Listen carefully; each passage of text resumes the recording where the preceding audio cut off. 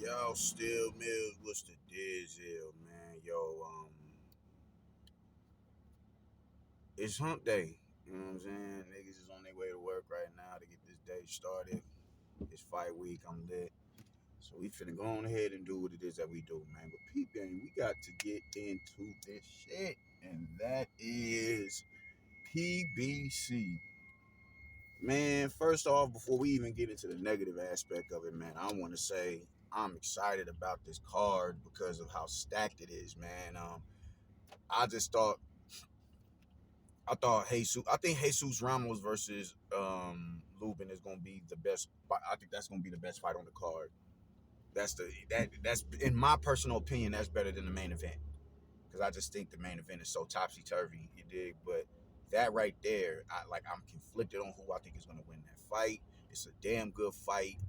I'm hyped about that fight. I'm not as hyped about Ugas and Mario Barrios, even though Ugas is coming back off of a stoppage. I'm just not as hyped about that fight because I just don't feel like Barrios belongs at welterweight. And Ugas is he's a reputable name, but I'm just not excited about that fight. That fight ain't had me like, oh shit, my nigga.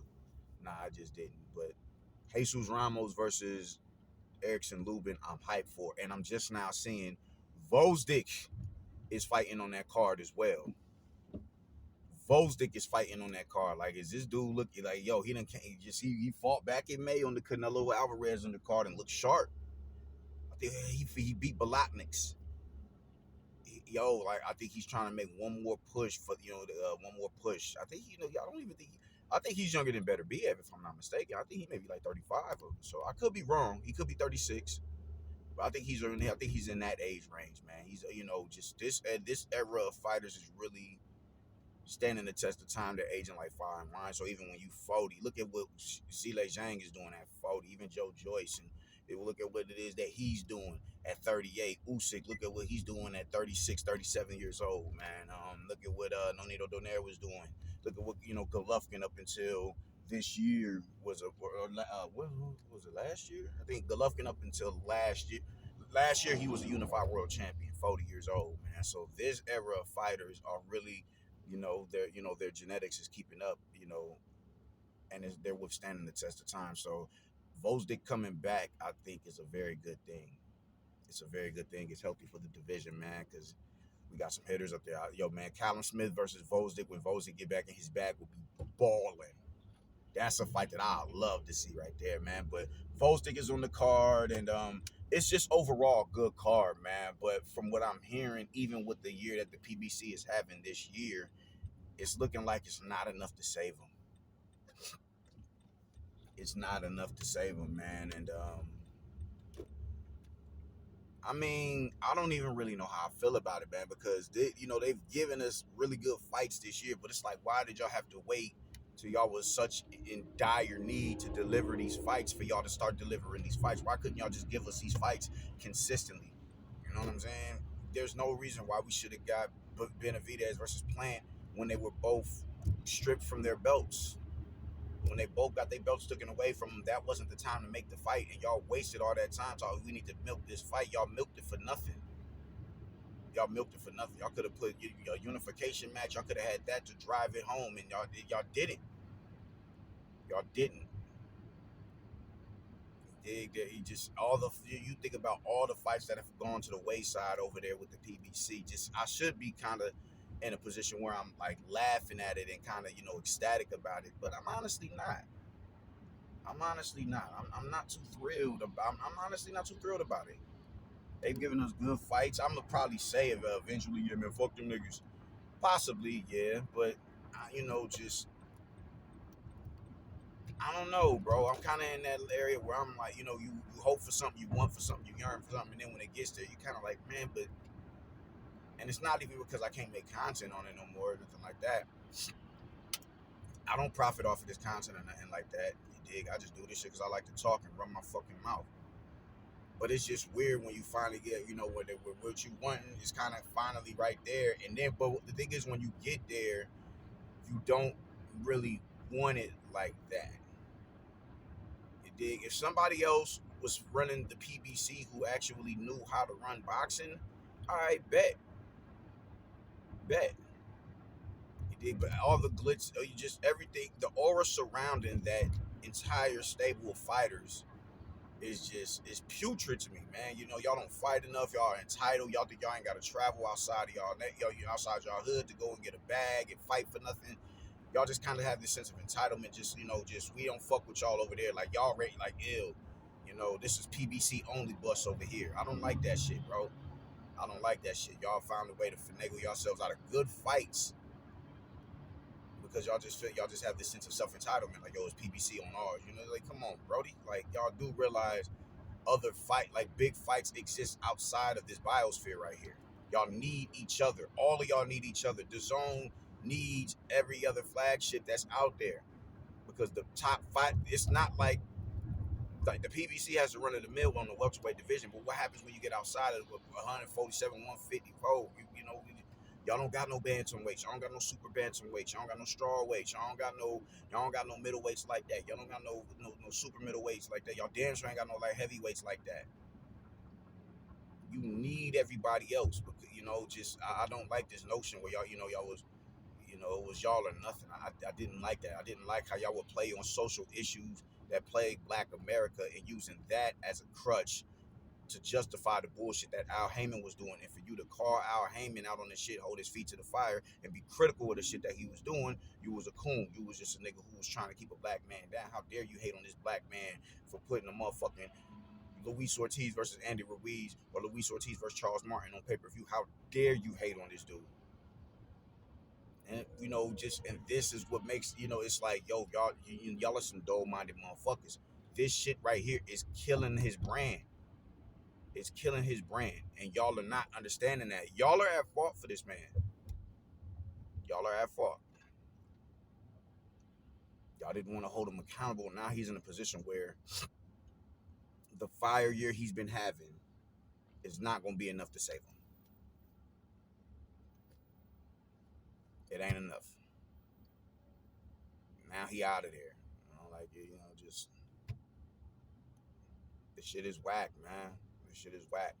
Now it's like, and it's fucked up because he Debo, Oscar De La Hoya, and all that. He funneled all them fighters from Golden Boy.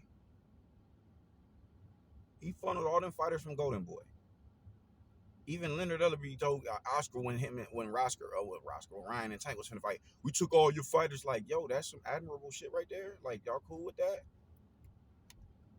Y'all cool with that? Because you even got to think, even with Oscar De La Hoya, even though he's hanging on by a thread, he still throws more shows.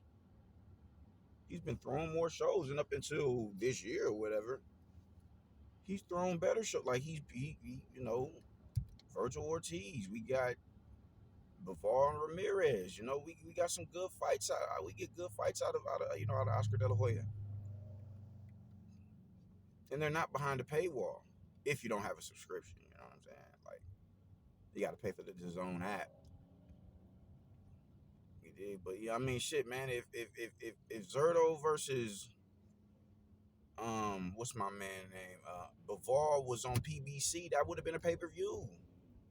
You dig? Like, come on, man. Like, what are you doing? Every fight is not meant to be on pay-per-view. Even when I want to talk, even with Devin Haney and Regis Prograis, my nigga, you bugging right now, bro. What are you doing? You just did 150 with Loma. You think you finna do you about to duplicate that with Regis? I highly doubt it. Niggas hate you right now because they feel you got a gift, and you think we'll talk about that in another video. But just everything that Al Heyman has done is cultivated shit. Fertilizer, Brody. Now here you are. You in a position where y'all not even about to make it out the year.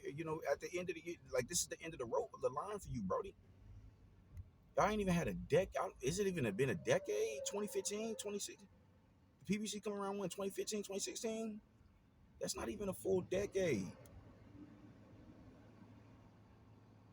You dig? Your sycophants, they never wanted to call you out on the fact that all of the networks and shit that you've lost over these past Spike, Fox, MSNBC, all these different all of these different networks that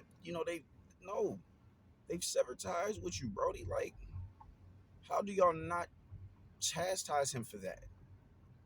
How doesn't he have someone on his team to tell him, yo, whatever it is you are doing, it is not working. You need another consultant over here to run your plan through him to see if this shit is gonna be conducive to this brand or not. Otherwise, we gonna be out of a job.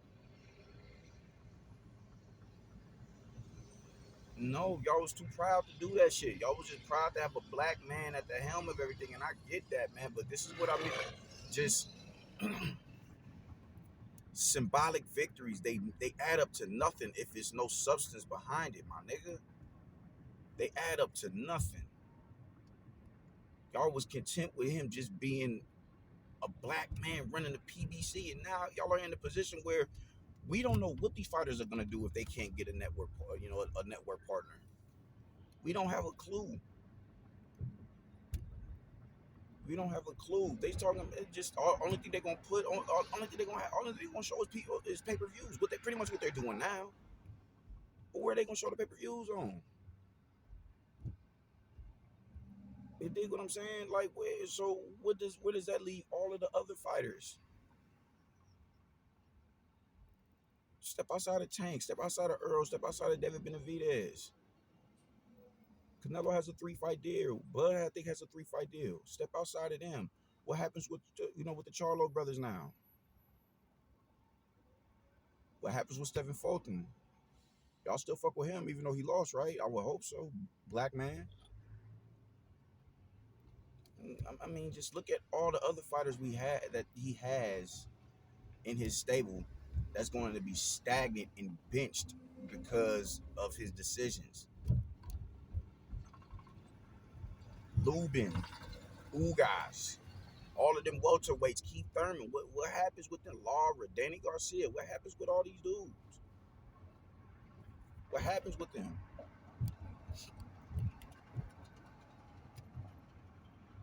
What happens? We don't know.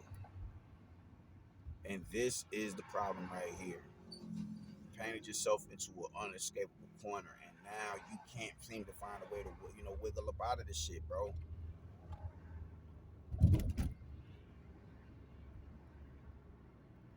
So here the fuck we are. You know,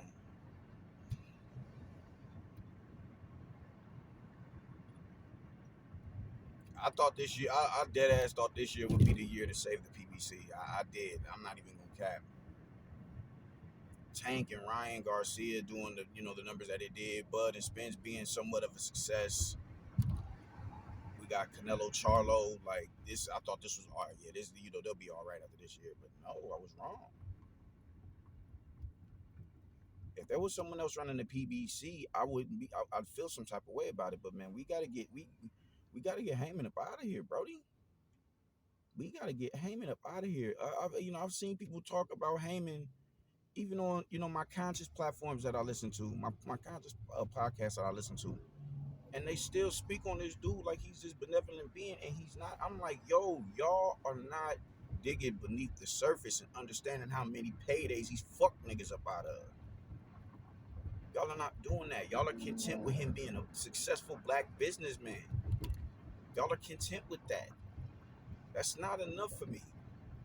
That's not enough for me. You are sullying this sport right here, and you're bringing social issues into a arena where I'm damn sure not gonna say it doesn't exist, but it isn't as potent here as it is to the outside world. Even though it is potent here, because I still ain't forgot about Golden Boy employees calling him a nigga. I haven't forgotten about that. I still haven't forgotten about Miguel Fox being fucked on the cards and the Mexican woman on there who was a judge saying the shit that she was saying on her Twitter account. I haven't forgot about none of that shit. You damn right. It's a racial issue that exists within all sectors of black life, but it's not as vibrant in this arena as it is in the real world. There is a necessity for people like the LDBC to exist within this realm so they can call that bullshit out, but it's just not as rampant as it is in the in the real the world that exists outside of boxing. And because of that, y'all refused to call Al Heyman out on this bullshit. Y'all refused it. And it's annoying. Like black men can do no wrong. The Obama effect, bro. Like y'all gotta get out of this bullshit, my nigga. Like that nigga was cancerous to us. That nigga was cancerous. Ain't nothing wrong with calling him out on that shit neither, or saying that. That dude was a cancer to black society. Al Heyman is a cancer to boxing society. It just is what it is. Being black ain't enough. It's a thing we call progression. You move forward in a conducive manner, and he doesn't provide that. He doesn't provide that. So to get him, if I'm just gonna be real, to get him about the pain, I'm happy about that. I'm happy about that. It's still like, damn, bro, what happens to the rest of your fighters now? You paid. You done had your show. You was on the flyer for the first, for some of the early hip hop jams back in the fucking 70s and 80s, Brody. Like you're an established entity within the entertainment industry. You good. You can't say the same for your fighters who have to fight for a living to earn a paycheck. They don't have that luxury to just go and just chill and just be cool. And they don't have no Harvard grad or no Harvard, Ivy League education to fall back on neither. These niggas is out the mud. They're fighters. They're gladiators. They gotta feed their carnal instincts in order to feed their family. And you fucked them out of that because of how goofy you moved as a fucking CEO for a company, or not a manager. Fuck out of it, man. I'm outie, man. Deuces.